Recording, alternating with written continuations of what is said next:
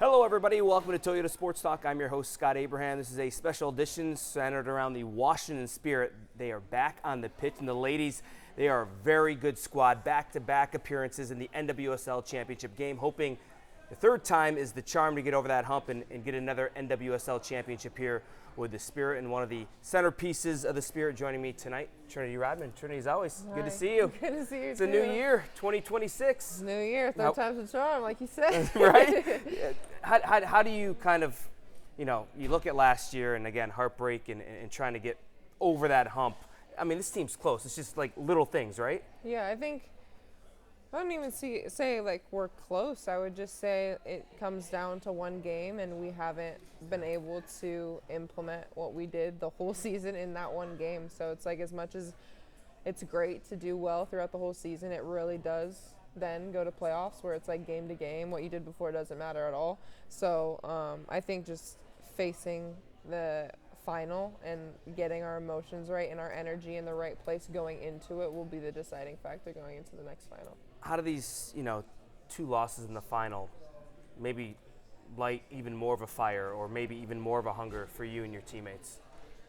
I mean, yeah, in a sense you could say we're like chasing it because it is like the third time if we do make it this year. So I'll say when we do make it, put that into existence. But yeah, it definitely puts fire. I think the first time it's more devastating. The second time it's more anger. Ticked, you're right. So yeah, it's definitely changed, and we're ready. We're ready to build more, and obviously having more and newer players, internationals coming in, we have a little bit more of connections that we need to build. Just having newer players coming in, but a lot of talent. What is this, year number 6 for you in Washington? Yeah. You don't like the vet label, but Trin, I mean, 6 years. I can be a leader, but I'm not a vet. Okay. Wait, does it feel like 6 years already in Washington? Because, I remember talking to you on draft night. No, it doesn't at all. I feel like I've definitely changed so much since my rookie year, but I don't feel like it's been 5 seasons. Like, that's absolutely insane to me. You said the word leader. How have you grown over these 5-6 years as a leader? I think just becoming more confident in myself and knowing exactly how I want to carry myself, what I want to bring in each and every game, and then what I want to bring off the field. So kind of building that foundation around myself and then spreading that to others has been huge for me, but also just contagious energy. I think I can empower a lot of people, not only youth, but teammates as well, and even people that came before me and older players that have played longer. I think I do a really good job of just inspiring them and empowering them and hyping them up. So I think that's really important when it comes to like winning. And Trin, I know you made a lot of Spirit fans happy this offseason by deciding to stay here in Washington. Why did you want to stay? Why did you want to remain with the Spirit? Yeah, I think community is the first thing I think about. The stadium, the atmosphere, the vibes, I love that word, is something like I've never felt before in any other team in the league. I don't think I've ever felt something like I do at Audi, and even other teams playing us is like, oh, we have to play Audi again, which is exactly what you want when you're playing somebody. So I think it's been amazing to see that grow since rookie year, because I think my rookie year we were getting under 5,000 fans, and now we're hitting almost 20 every time. So I think that in itself is insane, and so we should be so proud of that.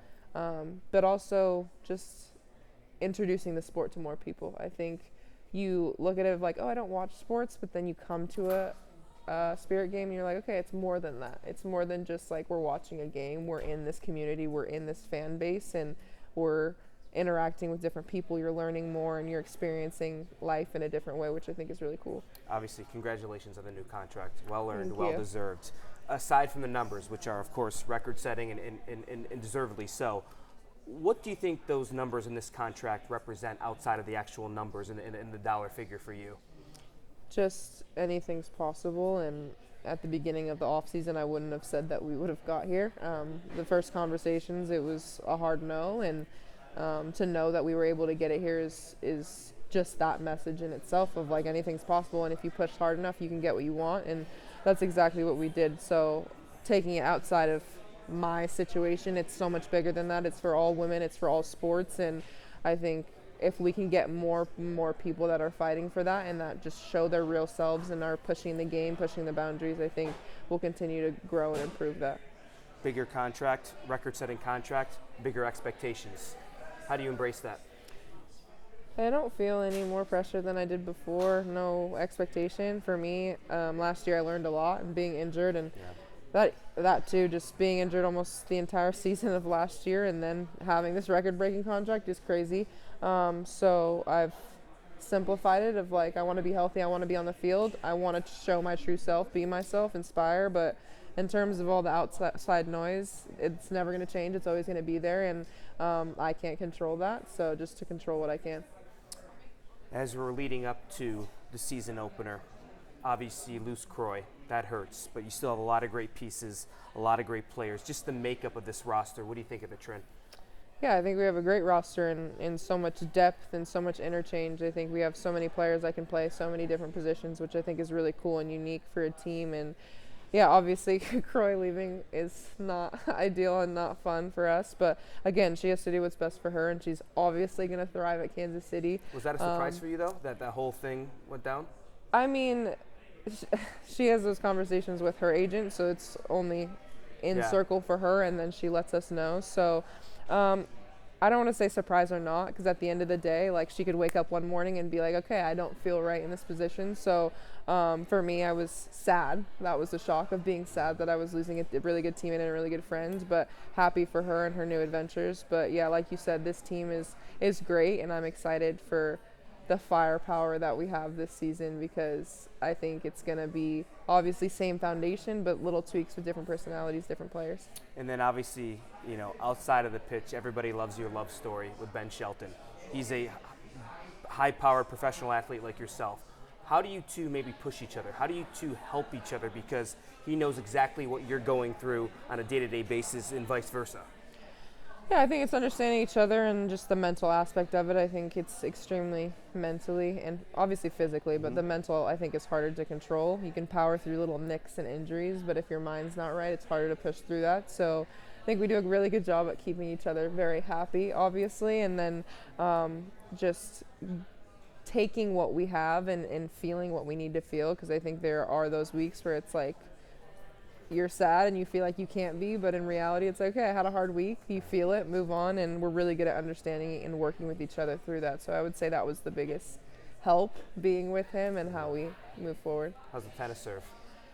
Oh, I mean, I need work on my serve. Serving's not my forte. I have a really good forehand, though, I can't lie. Do you? Okay. Yeah, so we're gonna keep grinding. I like that. And for you, Trin, obviously you're a premier player in the world of women's soccer. Can you reach another level? Do you feel like you still have more to go? Yeah, I mean, I think you can be 40 and have a ways to go. Every year, I think I have a lot to improve on. I'm obviously a great player, but there's so many things that I can improve and really like hone in on. And there's always more goals to be scored, more assists to happen, more completions. So to be able to just continue to get those stats up and push myself will be important. And again, I'm 23, so I hope I have room to improve. Yeah, and the motivation, intrinsically motivated, where does that come from? Because obviously you got the record-breaking deal, a lot of goals, a lot of notoriety, but where does the hunger, where does the fuel continue to come to be better and better and push boundaries? I think just like, I don't even know if it's like fuel. It's more like having fun. Like when I'm having fun out there, it makes me more competitive, because I'm really enjoying like going against such great players. And with our squad, like even just in trainings, we push each other so aggressively. Like there's tackles, there's great plays. So I think I just enjoy every single day that I'm out on the field, and especially healthy. So I would say the more fun I have, the more competitive I get. Well, I know Washington's very happy to have you back, and great to see you as always. Yeah, Rodman. thank you so much. Appreciate your time. Much more to come right here on Toyota Sports Talk. Stay with us.